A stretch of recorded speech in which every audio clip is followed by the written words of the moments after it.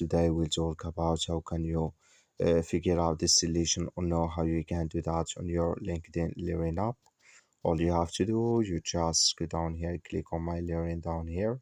When you click on it, it's going to take you to this list. Then all you have to do now, just click on your name. So when you click here on your name, it's going to take you to your profile. Then all you have to do now, just go above this sign, click on it here.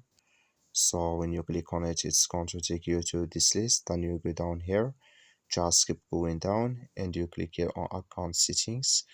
When you click on account settings, it's going to take you to this list. Just switch into open video. So it's going to take a time. So then all you have to do, just click on visibility here.